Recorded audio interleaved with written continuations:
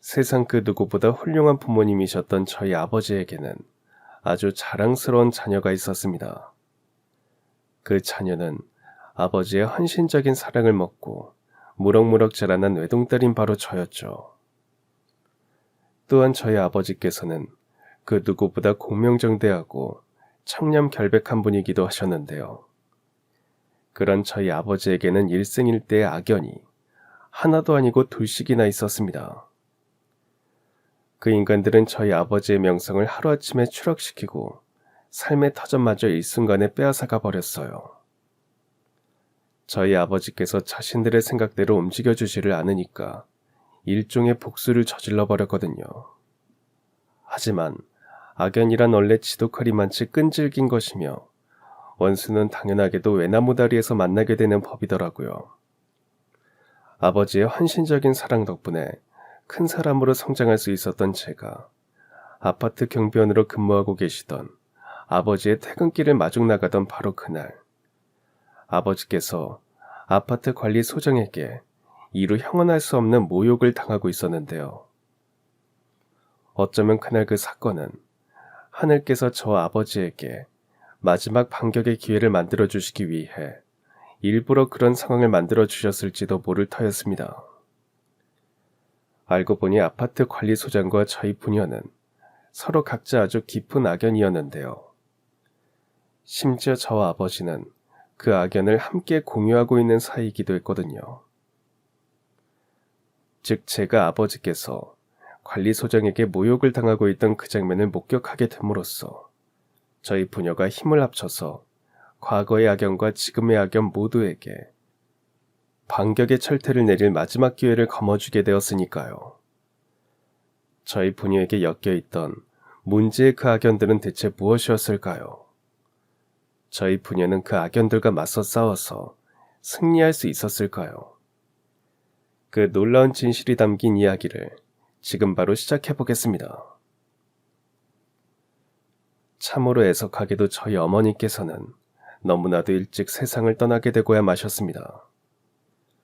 예기치 못한 갑작스러운 교통사고가 저 아버지에게서 어머니를 빼앗아가 버렸거든요.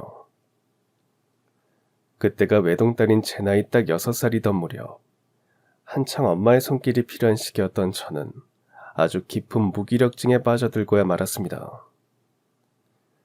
그때 저는 어머니께서 세상을 떠났다는 사실을 받아들이지 못하고 있었어요.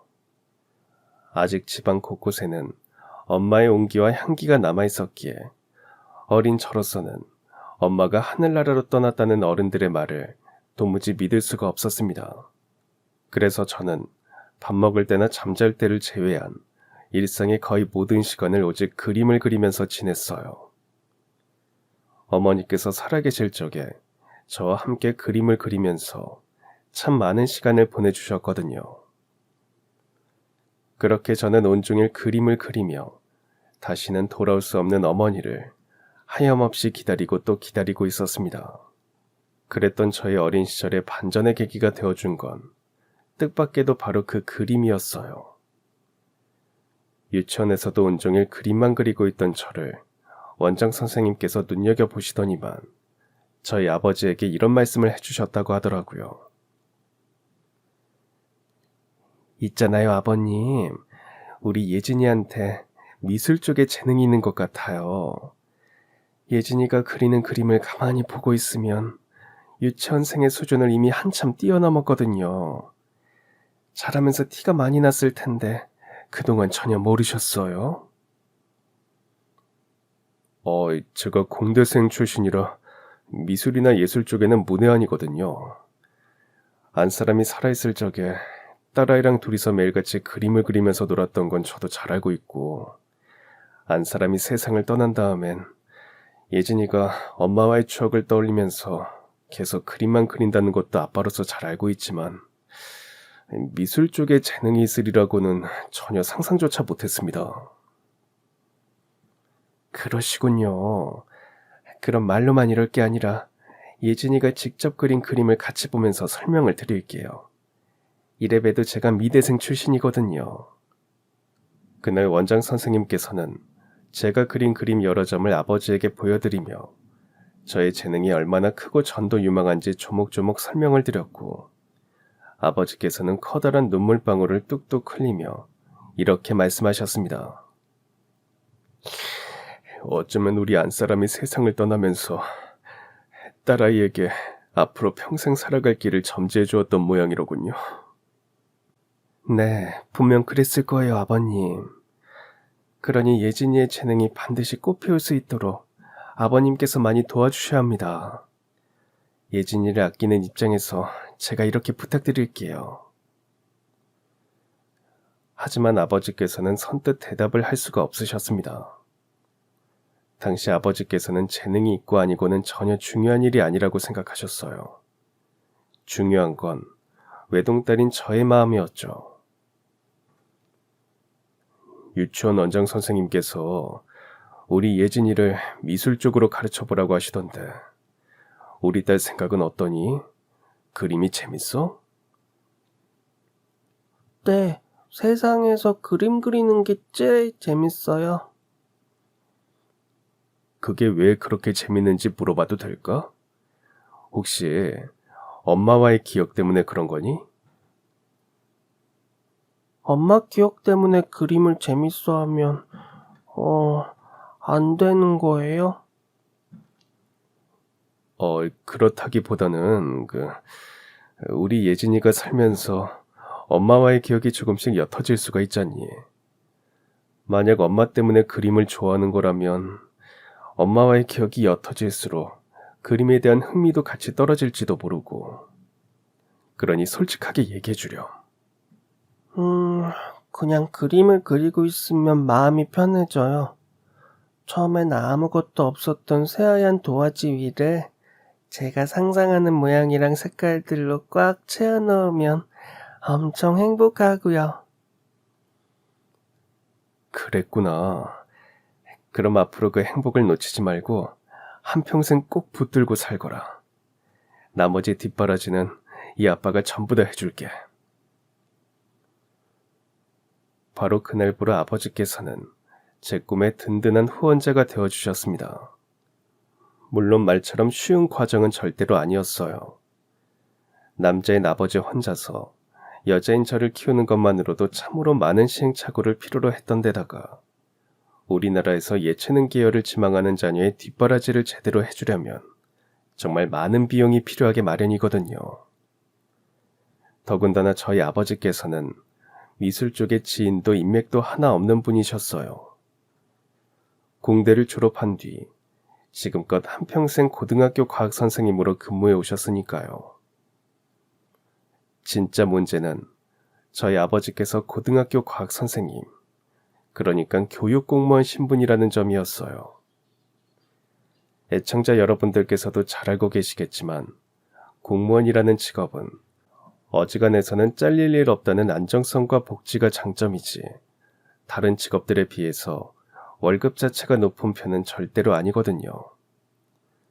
그런 와중에 딸아이인 저는 일반적인 학생들보다 훨씬 많은 뒷바라지가 필요한 예체능 계열 학생이었으니 저희 아버지께서는 경제적으로 늘 쪼들리며 지내셔야만 했어요. 심지어 교육공무원은 부업도 할 수 없는 신분이었습니다. 만약 아버지께서 작은 부업이라도 병행하실 수 있었더라면 그토록 경제적으로 궁핍하지는 않았을 텐데 그마저도 법적으로 막혀 있으니 아버지 입장에서는 당신께서 입을 옷과 당신 입으로 들어갈 음식을 아껴서 저를 뒷바라지해 주실 수밖에는 없는 상황이었죠. 이처럼 저 때문에 고생하시는 아버지를 보며 저는 늘 죄송스러운 마음이었습니다. 그래서 저는 아버지를 도울 수 있는 방법이 뭐가 있을지 고민에 빠져들기 시작했는데요. 의외로 답은 아주 간단하더라고요. 우선 절대로 미술을 그만둘 수는 없었습니다. 왜냐하면 아버지께서 비록 몸은 고되고 힘들지언정 꿈을 이루기 위해 불철주야 매진하는 제 모습을 보면 아주 행복해 하셨거든요. 바로 그런 아버지의 모습을 통해 제가 찾아낸 답은 바로 이것이었습니다. 아빠는 꿈이 뭐예요? 아빠도 사람인데 살면서 꼭 이루고 싶은 꿈 하나쯤은 있을 거잖아요. 글쎄, 꿈이라. 하나 있다. 그건 바로 우리 딸을 세상에서 가장 행복한 사람으로 만들어주는 거란다. 역시 그 말씀을 하실 줄 알았어요. 그러니까 아버지의 헌신이 헛되지 않도록 열심히 살겠습니다. 장차 피카소처럼 세계 최고의 화가가 될 수는 없을지도 모르겠지만 적어도 어머니랑 아버지께서 만들어주신 저의 인생 하나만큼은 세상에서 최고로 행복하게 살아갈 거예요. 그래, 그거 참 당찬 포부로구나. 안 그래도 오늘따라 유독 몸이 지치고 피곤했었는데 우리 딸 덕분에 기운이 번쩍 솟아났어. 참 고맙고 아주 많이 사랑한단다. 내 딸 예진아. 네, 맞습니다. 당시 제가 찾아낸 답은 최선을 다해 행복하게 살겠다는 것이었어요. 세상 모든 부모님들의 공통된 소망은 다름 아닌 자녀의 행복일 테니까요. 아무튼 이후 저는 그날의 약속을 지키기 위해서 최선을 다했습니다. 제가 가장 즐겁고 행복해하는 일이 그림이었던 만큼 밥 먹는 시간과 잠자는 시간을 아껴가며 그림 그리기에 몰두했죠. 그랬던 덕분에 저는 우리나라에서 둘째가라면 서러워할 명문예술대학교 회화과를 수석으로 졸업할 수 있었고 프랑스로 유학을 떠날 수 있는 좋은 기회까지 거머쥐게 되었죠.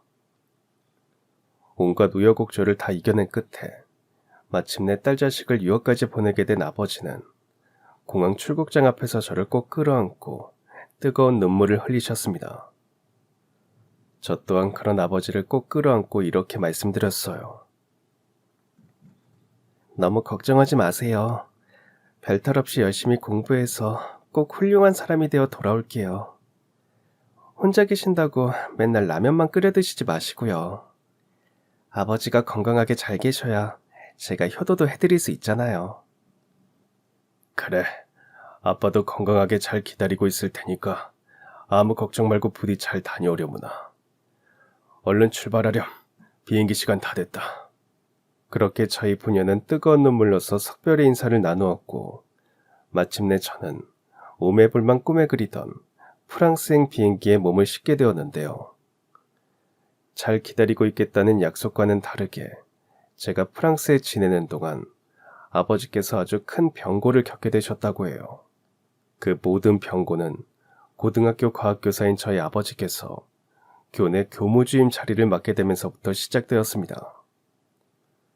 당시에 저희 아버지네 학교에는 슬기라는 이름을 가진 여학생이 하나 있었는데요. 아버지는 교사로서 슬기에게 유독 정이 갔다고 해요. 슬기가 지난날의 저처럼 미대 입시를 준비하는 학생이기 때문이었습니다. 다만 그렇다고 해서 저희 아버지가 슬기를 대놓고 편애했다거나 특혜를 주었던 건 절대로 아니었어요. 평소 저희 아버지는 워낙에 공명정대하고 청렴한 분이셨기에 지나가다 슬기를 마주칠 때면 그저 웃으면서 인사를 건네는 정도에 불과했을 뿐, 그 밖에 나머지는 다른 학생들과 똑같이 공평하게 대했거든요. 그랬던 저희 아버지에게 난데없이 날아든 그림자가 하나 있었으니 그건 바로 슬기의 아버지라는 작자였습니다. 그 작자가 저희 아버지에게 접근을 해온 건 아버지께서 야간 자율학습 감독을 마친 뒤 혼자 퇴근길에 나서던 무렵의 일이었습니다. 그 작자가 저희 집 앞 골목 으슥한 곳에서 아버지를 기다리고 있었다더라고요. 혹시 저를 알아보시겠습니까? 글쎄요, 저도 슬슬 적지 않은 나이에 접어들다 보니까 기억이 가물가물해서요. 혹시 학부형님이신가요? 네, 제가 바로 김슬기 학생의 아버지입니다. 선생님이랑은 일전에 학부모 회의 때 인사 나눈 적이 있었죠. 아이고, 몰라 뵈어서 죄송합니다. 헌데 학부형님께서 이 늦은 시간에 여기는 어쩐 일로? 저랑 같은 동네 사시는 모양이로군요. 이제 그런 게 아니라 실은 긴히 부탁드릴 내용이 있어서 일부러 선생님을 기다리고 있었습니다. 말을 마친 그 작자는 저희 아버지에게 거액의 현금이 들어있는 봉투를 건넸다고 합니다. 이게 무슨 돈입니까? 단도직입적으로 말씀드리자면 이번 달 중간고사 시험 답안지를 가져다 주십시오. 뭐라고요? 지금 저더러 시험 답안지를 유출시키란 말씀이십니까? 유출이라기보다는 서로 도우면서 살자는 겁니다. 저희 딸은 선생님께서 가져다 주신 답안지로 전교 1등 자리를 차지할 수 있어서 좋고, 선생님께서는 금전적으로 큰 보상을 받으실 수 있으니 이만하면 서로 상부상조하는 셈 아니겠습니까? 혹시 금액이 적어서 불만이시라면 편하게 말씀하십시오. 선생님께서 답안지를 가져다 주시면 그때 저도 추가로 훨씬 더 두둑한 봉투를 준비하겠습니다. 아니요. 돈을 더 준비하실 필요 없습니다. 그런 몹쓸 청탁을 받아들일 생각은 추호도 없으니까요.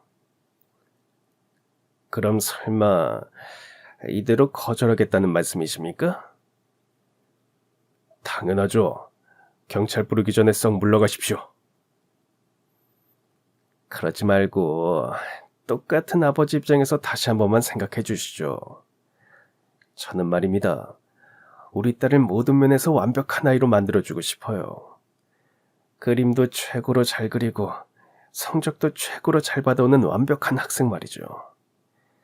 그러려면 선생님의 도움이 정말 절실하게 필요합니다. 헛소리하지 마세요. 그건 자녀를 위하는 길이 절대로 아닙니다. 지금 아버님께서는 슬기를 가서는 안 되는 나쁜 길로 이끌려고 하시는 거라고요. 그러니 이만 돌아가십시오.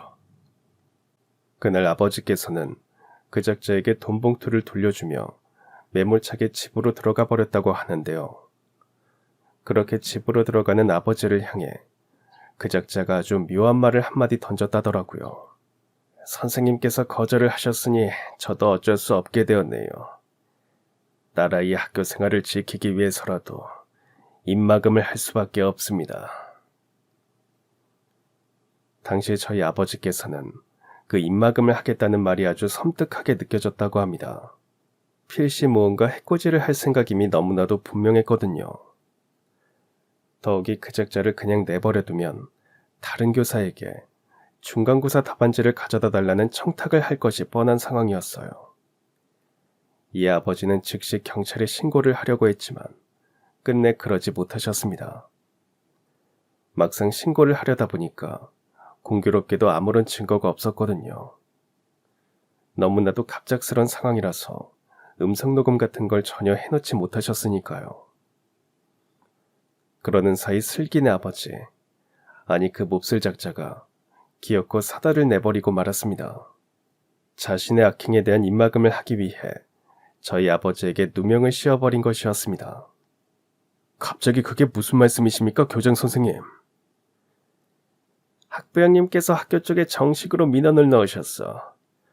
자네가 김슬기 학생에게 몰래 접근해가지고서는 중간고사 답안지를 가져다 줄 테니까 대신 둘이서 데이트를 한 번만 하자면서 추근덕거렸다더라고. 아닙니다. 저는 하늘의 맹세코 그런 짓을 저지른 적이 단 한 번도 없습니다. 오히려 부정한 짓을 저지르려고 시도했던 사람은 바로 그 학부형이에요. 그렇게 아버지께서는 당신의 억울함을 토로하며 최선을 다해서 항변했습니다. 하지만 그 누구도 그 작자가 저희 아버지에게 답안지를 유출시켜달라며 돈까지 건네며 접근했었다는 사실을 믿어주지 않았어요. 그런 와중에 진짜 악마까지 모습을 드러내게 되었으니 그 악마는 바로 슬기였습니다. 정확하게 말하자면 그 작자와 슬기는 부녀가 쌍으로 한 패거리였어요. 학교 쪽에다가 대고 저희 아버지가 추근덕거렸었다는 진술을 해버렸거든요. 심지어 슬기라는 학생은 아무런 잘못도 없는 저희 아버지의 면전에다 대고 아주 뻔뻔하게 굴었다고 해요. 대체 나한테 왜 이렇게까지 못되게 구는 거니? 내가 언제 너한테 추파를 던졌다고 이런 누명을 씌우는 거냐고. 선생님이 잘못을 저지르고 아니고는 전혀 중요하지 않아요. 선생님이 저희 분야의 약점을 알고 있다는 게 중요한 거죠. 결국 너도 아버지랑 똑같은 사람이라는 뜻이로구나. 잘못은 자기들이 다 저질러 놓고서는 나중에라도 진실이 밝혀질까 두려워서 어떻게 해서든 나를 학교에서 쫓아내려고 안달인 거 보면. 당연하죠. 우리 아빠가 그런 행동을 했었다는 게 사실로 밝혀지면 제 학교 생활도 같이 망가지게 되는 꼴이니까요. 그러니까요, 선생님. 여기서 더 험한 꼴 당하기 전에 이쯤에서 항복하는 게 좋을 거예요. 우리 아빠는 한 번 눈이 뒤집히면 그야말로 물불 안 가리는 사람이니까요. 그 말은 오래지 않아 사실로 드러나고야 말았습니다. 아니 그작저가 글쎄 교내 학부모의 회원님들을 부추겨서 저희 아버지를 당장 내쫓으라는 투서를 학교에 대량으로 발송하게 만들었다지 뭐예요. 그 바람에 결국 저희 아버지는 한평생 몸담아왔던 교단에서 쫓겨나듯 떠나야만 했습니다.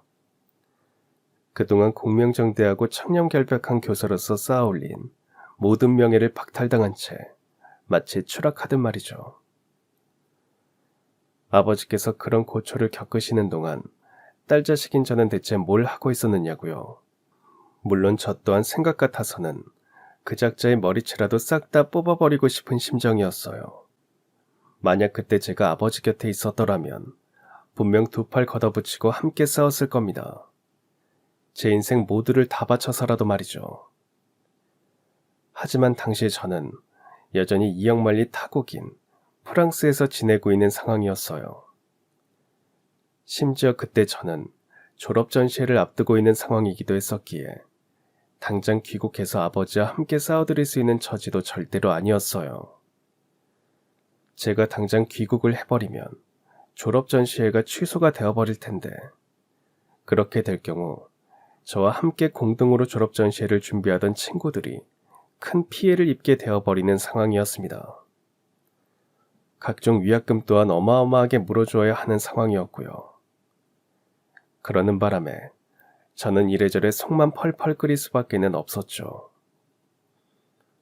그나마 다행스러웠던 건 저의 졸업 전시회가 아주 좋은 평가를 받았다는 점이었습니다.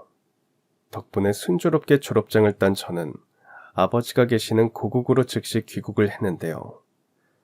그러는 사이 아버지께서는 아파트 경비원으로 일하고 계셨습니다. 저는 그런 아버지의 모습이 너무 마음이 아파서 엉엉 울며 이렇게 말했어요.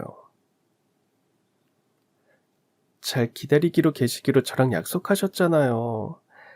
근데 이게 대체 무슨 상황이에요? 아버지가 대체 왜 경비원으로 일하고 계시냐고요? 55이나 먹은 나이에 평생 일하던 교단을 떠나고 나니까 딱히 마땅한 다른 일자리가 없더라고.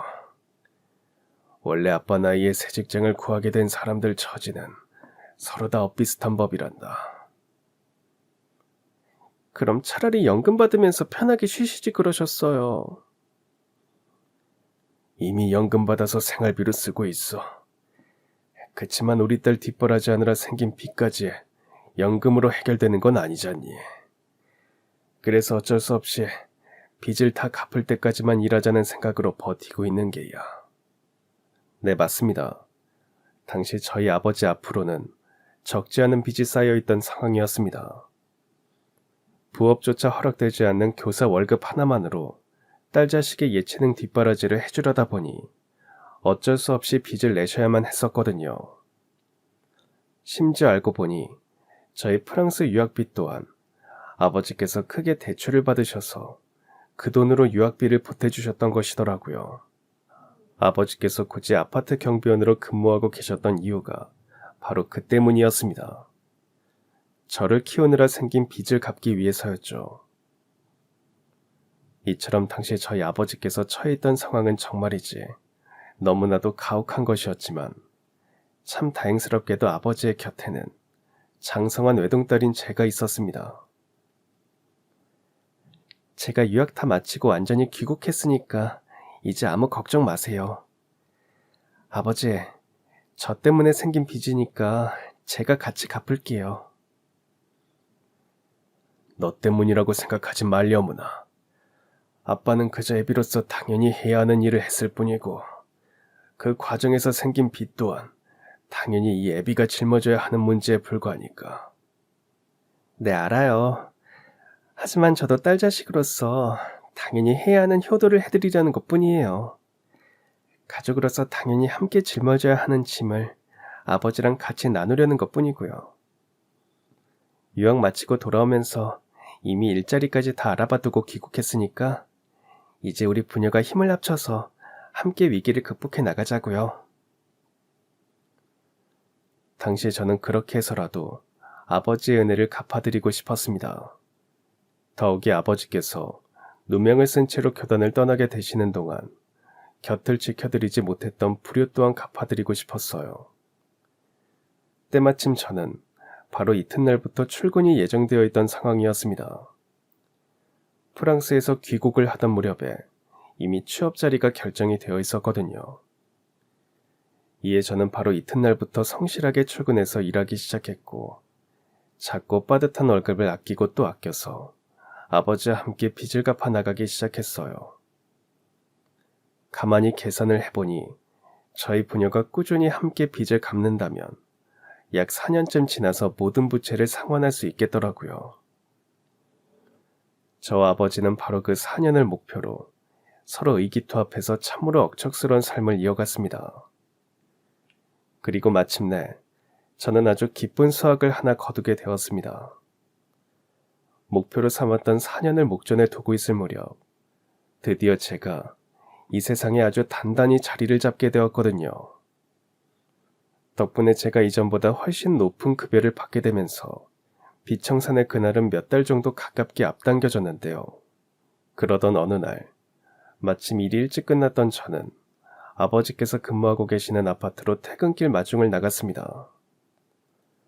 그런데 저희 아버지께서 아파트 관리 소장에게 구박을 당하고 있는 목소리가 멀리서부터 들려오더라고요. 내 말이 그렇게 우스워? 너 따위랑은 겸상도 하기 싫다고 분명 경고했잖아. 사람이 그 정도까지 눈치를 줬으면 점심 도시락은 분리수거장에 당신 혼자 틀어박혀서 처먹을 것이지. 왜 자꾸 사무실로 기어들어오는 거냐고? 그러는 소장님이야말로 너무하시는 거 아닙니까? 제 아무리 월급 받는 입장이지만 저도 사람입니다.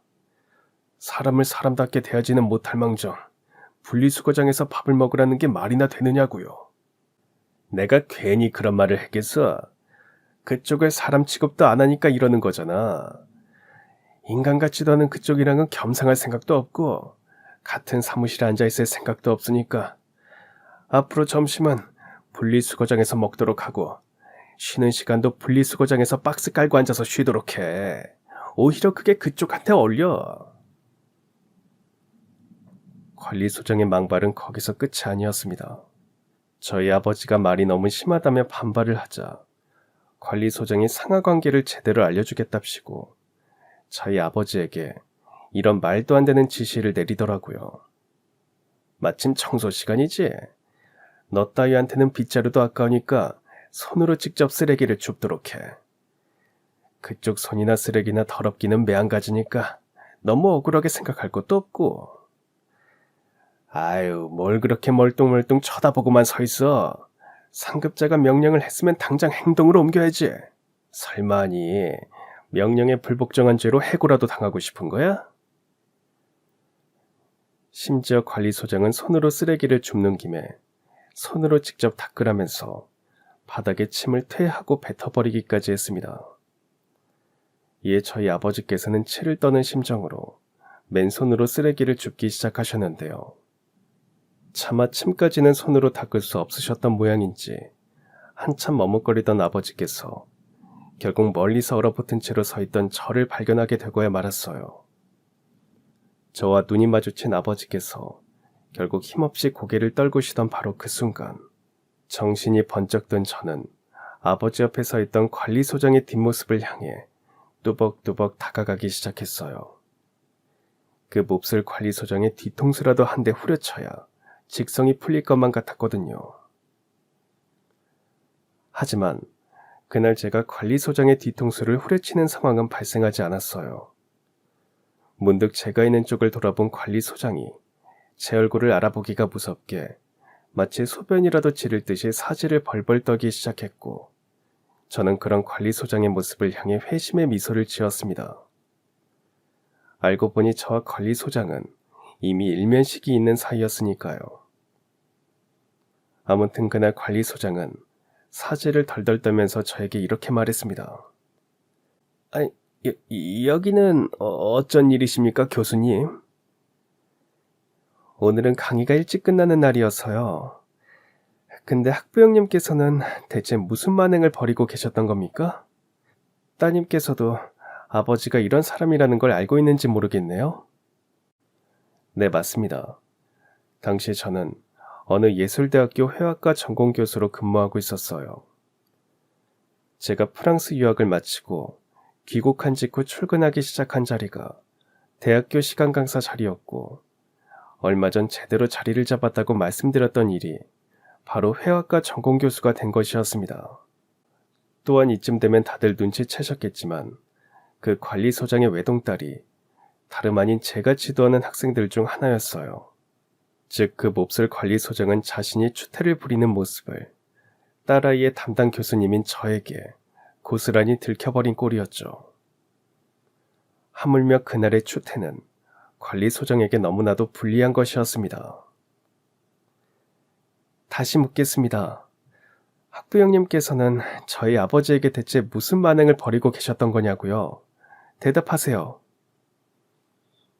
그러자 몹쓸 관리소장이 다시금 벌벌 떨며 이렇게 되물었습니다. 설마 저분이 교수님의 아버지라고요? 왜요? 저희 아버지라는 사실을 알게 되고 나니까 방금 있었던 일이 후회라도 되는 겁니까? 학부형님은 알면 할수록 앞뒤가 다른 분이로군요. 딸 자식 대학 입학식 날에는 일부러 제 교수 사무실까지 찾아와서 딸아이가 삼수까지 해서 어렵게 입학을 했으니 잘 부탁한다고 그렇게 굽실거리더니만, 뒤로는 자신보다 약자라고 생각되는 분에게는 이토록 잔인하게 구는 사람일 줄은 대체 누가 알았겠느냐고요. 제가 그렇게 호통을 치자 관리소장이 대뜸 무릎을 꿇고 거의 지문이 없어질 지경으로 두 손을 싹싹 빌기 시작했습니다. 오늘 일은 전적으로 저 한 사람의 잘못일 뿐입니다. 딸아이와는 아무런 관련이 없으니 부디 여기서 있었던 일을 학교 안으로까지 끌고 들어가지 말아주세요. 그 아이는 제가 한평생을 다 바쳐서 애지중지 소중하게 키운 딸 자식이거든요. 그토록 소중한 딸아이의 앞길을 아버지의 잘못 때문에 망칠 수는 없습니다. 그것 참 들을수록 역겨운 소리네요.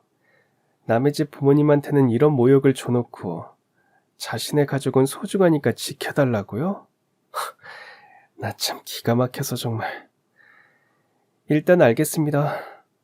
자녀분께는 아무 일 없었던 것처럼 대해드리죠. 대신 저는 이 길로 아파트 입주민 대표 쪽으로 공식 민원을 제기할 겁니다. 인성이 개차반인 관리소장을 계속 내버려 두다가는 조만간 동네방네 소문이 퍼져서 아파트 값이 뚝 떨어지고도 남을 테니 지금 당장 해임안을 가결시키는 것이 좋겠다고 말이에요. 바로 그때였습니다. 줄곧 저에게 면목 없어 하던 아버지께서 정말로 아파트 입주민 대표자를 당장 찾아갈 기세였던 제 귓가에 이렇게 속삭이셨어요. 원래 돼지는 살이 다 찼을 때 잡아먹는 법이란다. 아빠도 다 생각이 있고 기다리는 일도 있으니 일단 오늘은 조용히 넘어가자꾸나. 이에 저는 아버지에게 그게 무슨 말씀이냐며 눈빛으로 여쭈어 보았고, 아버지께서는 그럴 만한 일이 있다는 눈빛을 저에게 보내셨어요. 그런 아버지의 눈빛에 어찌나 강한 확신이 들어차 있던지 저는 관리소장을 향해 지엄한 경고를 날린 채로 조용히 돌아설 수밖에는 없었습니다. 오늘은 너그럽게 넘어가지만 앞으로 인생 똑바로 사십시오. 한 번이라도 이런 상황이 재발될 경우에는 제 인생을 다 바쳐서 그쪽을 파멸시켜버릴 테니까. 그래서 어떻게 됐느냐고요? 설마 거기서 끝이었냐고요? 결론부터 말씀드리자면 저희와 그 관리소장 사이의 악연은 한 번의 경고로 끝날 만큼 간단한 것이 아니었습니다. 그날 저는 아버지와 둘이서 술잔을 나누며 이런 이야기를 듣게 되었거든요. 그게 무슨 말씀이세요? 오늘 마주쳤던 관리소장이 아버지에게 누명을 씌워서 교단을 떠나게 만들었던 바로 그 악질 학부형이었다고요? 그렇단다. 2달쯤 전에 관리소장이 새로 부임해 온다길래 누군지 궁금해하면서 기다리고 있었더니 알고 보니까 그 악질 학부형이 새 관리소장으로 오게 된 거였더라고. 네, 그렇게 된 상황이었던 것이었습니다. 그 관리소장은 지난날 저희 아버지에게 누명을 씌웠던 바로 그 몹쓸 작자였던 것이었으며 이번에도 지난날과 마찬가지로 저희 아버지를 어떻게 해서든 쫓아내기 위해서 일부러 무지막지하게 괴롭히고 있었던 것이었죠. 그 작자 입장에서도 자신의 치부를 알고 있는 저희 아버지와 매일같이 얼굴을 보면서 일하는 건 아무래도 불안하고 껄끄러웠을 테니까요. 그런데 뭔가 조금 이상했습니다. 근데 있잖아요, 아버지. 그때 아버지한테 누명을 씌웠던 학생 이름은 김슬기라고 하지 않았었나요? 근데 제가 만난 그 인간의 딸은 분명 다른 이름이었어요. 건너 건너 소문을 듣자 하니 그 집 딸이 개명을 했던 모양이더구나. 대학에 자꾸 떨어지니까 어디 유명한 점쟁이를 찾아가서 기운이 좋은 이름을 받아가지고 그 이름으로 개명을 한 게지. 그랬군요. 그 집 딸이 개명을 하는 바람에 제가 그 학생이랑 학부형이 철천지 원수라는 사실을 전혀 눈치채지 못했었던 거군요. 그치만 아무리 그렇다고 해도 뭔가 조금 석연치가 않아요. 아파트 관리사무소장이라는 자리가 월급을 많이 받는 것도 아닌데 대체 무슨 수로 아버지한테 그토록 거액이 들어있는 봉투를 건넬 수 있었던 걸까요? 그래서 원수는 외나무 다리에서 만난다는 말이 있는 거잖니. 하늘께서 지금이라도 나한테 반격의 기회를 주기 위해서 그 인간과 이 아빠를 다시 만나게 해주신 셈 아니겠어. 역시 무슨 계획이 있으신 거군요. 당연하지. 여간 우리 딸이 단단히 경고도 해두었겠다. 당분간은 그 인간도 나를 대놓고 구박하지는 못할 테니 앞으로 딱 2주만 더 버텨보자꾸나. 2주만 지나면 그 아파트에서 퇴직금을 받으면서 그만둘 수 있게 되니까. 바로 그날이 이 아빠가 반격을 시작하는 날이란다. 이처럼 당시 저희 아버지께서는 뭔가 아주 분명한 계획을 가지고 계셨는데요. 동시에 그 계획이 실행되는 날을 일부러 2주 뒤로 미뤄두신 상황이기도 했어요. 딱 2주 뒤면 퇴직금을 받을 자격이 생길 뿐더러 그 퇴직금이면 그때까지 남아있던 나머지 빚을 모두 상환할 수 있었거든요. 이러나 저러나 딱 2주 뒤면 저희 아버지의 반격 계획이 시작이 될 예정이었는데요. 그러는 한편으로 회화과 전공 교수인 저는 그 집 딸 자식이 자꾸만 눈에 밟혔습니다. 그 집 딸 자식 또한 저희 아버지의 누명 사건의 공범이었으니까요. 그렇다고 한들 당시 저는 함부로 나설 수 없는 입장이었습니다. 제 개인적인 감정으로 그 집 딸의 학교 생활에 불이익이라도 함부로 주었다가는 도리어 제가 역풍을 맞게 될 우려가 너무나도 컸거든요. 물론 교수로서 올바른 행동도 아닐 테고요. 하물며 그 집 딸은 저희 회화과 학생들 중에서 가장 실력이 좋은 장학생이자 유망주였기에 더더욱이 함부로 건드릴 수 없었습니다. 하지만 이 세상에 영원한 비밀은 없는 법이더군요. 제가 그 집 딸을 눈여겨보기 시작한 지 딱 일주일째가 되던 날, 그 집 딸이 교내 실기실에서 과제로 제출할 그림을 그리고 있던 모습을 유심히 살펴보던 저는 무언가 대단히 석연치 않음을 느꼈어요. 이에 저는 곧장 교수실로 돌아왔고 조교에게 그동안 그 집 딸이 과제물로 제출했던 그림들 전부와 입학시험 당시에 제출했던 그림을 가지고 와달라고 부탁을 했죠. 그랬더니 역시나 뭔가 아주 많이 이상했습니다. 김조교는 어떻게 생각해? 내가 오늘 실기실에서 봤던 그 녀석의 그림이랑 김조교가 가져와준 이 그림들을 서로 비교해보면 뭔가 이상한 점이 느껴지지 않아? 그러게요. 붓터치부터 시작해서 색감이며 구도를 잡는 솜씨까지. 분명 오늘 실기실에서 봤던 그림이랑은 완전히 달라요. 아무래도 그 녀석이 연습보다는 실전에 강한 스타일인가 봐요. 왜 긴장 때문에 실력 발휘를 제대로 못하는 사람도 있지만 반면에 긴장을 조금 해야 진짜 실력이 나오는 사람도 있잖아요. 그건 나도 알아. 긴장을 해야 제 실력이 발휘되는 스타일이 바로 나거든. 근데 이건 그런 문제가 아니야. 오늘 보았던 그림이랑 그 녀석이 과거에 제출했던 그림들을 서로 잘 살펴보면 두 그림들의 차이는 단순한 개성의 차이가 아니라 근본적인 실력의 문제거든. 지금 우리가 느끼고 있는 위화감의 정체가 바로 그거야. 그 녀석은 자기가 제출했던 그림들의 개성을 최대한 흉내내려고 하고는 있지만 근본적인 실력이 부족해서 발뒤꿈치도 쫓아가고 있지 못하는 상황인 거라고. 그럼 예전에 제출했던 그림들이 사실은 다른 사람이 그린 작품이었다는 건가요? 확실해. 대체 누구의 그림을 가져다가 자신의 이름으로 제출했는지는 아직 오리무중이지만 이에 저와 조교는 그 집 딸의 일거수일투족을 아주 철저하게 예의주시하기 시작했습니다. 저희의 추론이 맞다면 그 집 딸은 자기가 직접 다른 사람의 그림을 가져와 과제물로 학교에 제출하거나 혹은 또 다른 조력자가 그림을 가져다 줄 것이 뻔했으니까요. 그랬더니 이번에도 역시나 저의 예상 그대로의 상황이 벌어지고야 말았습니다. 그 집 딸이 아주 깊은 새벽에 학교 밖에서 그림 한 점을 가져다가 실습실에 있던 자신의 그림과 쥐도 새도 모르게 바꿔치기를 하더라고요.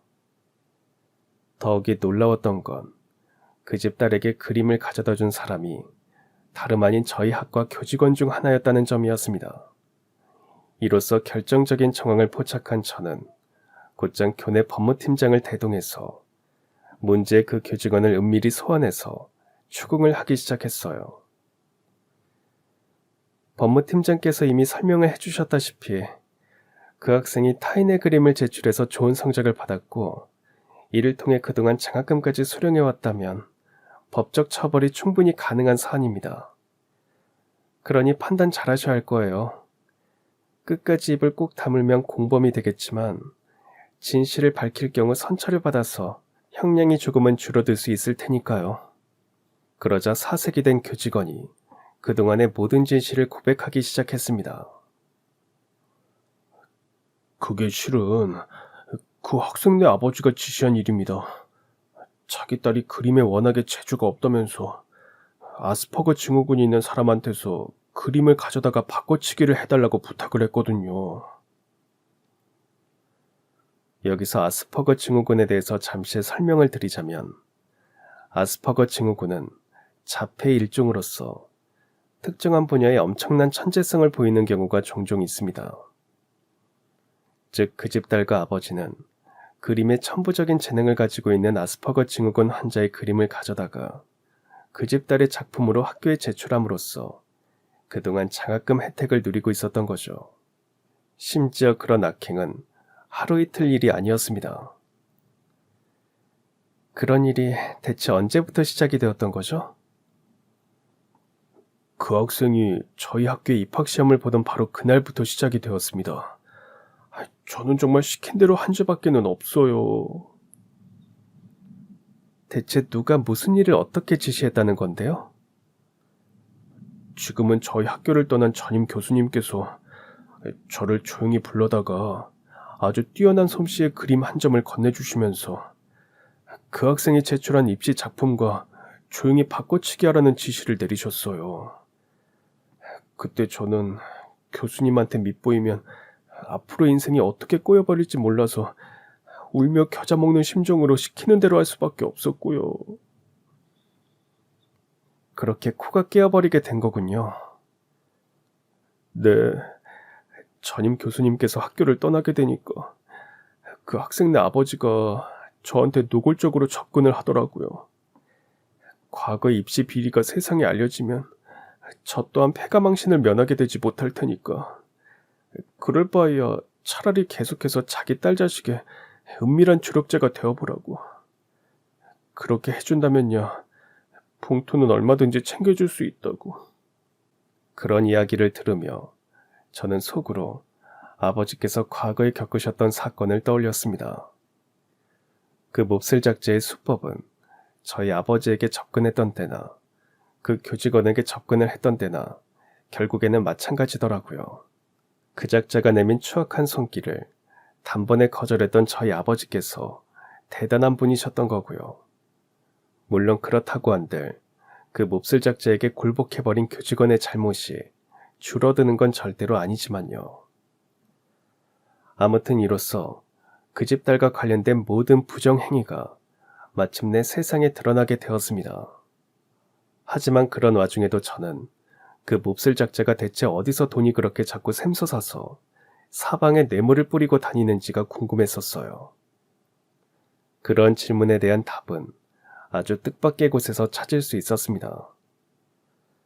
교직원을 향한 추궁을 모두 마무리 짓고 있던 참인 저에게 때마침 아버지께서 전화를 걸어오셨거든요. 이에 저는 그날 알게 된 모든 진실을 아버지에게 말씀드렸고 아버지께서는 호탕한 웃음을 터뜨리시며 이렇게 말씀하셨습니다. 때마침 시기가 아주 잘 맞아떨어졌구나. 아빠도 오늘 경비원 일을 그만뒀거든. 그럼 오늘이 아버지께서 준비한 반격의 그날인 거네요? 당연하지. 여하간 내가 오늘 관리 사무실에서 무엇을 챙겨 나왔는 줄 아니.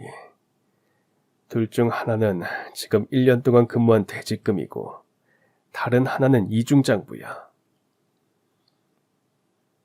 이중장부라면 설마 그 몹쓸 작자가 이중장부를 통해서 아파트 공금을 횡령해 왔다는 건가요?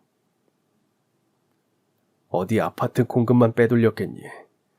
아파트 수선 대금을 몇 배로 부풀려서 공사업체 쪽으로 지급했고 그렇게 부풀려진 수선 대금의 일부를 뒷돈으로 몰래 되돌려 받았더구나.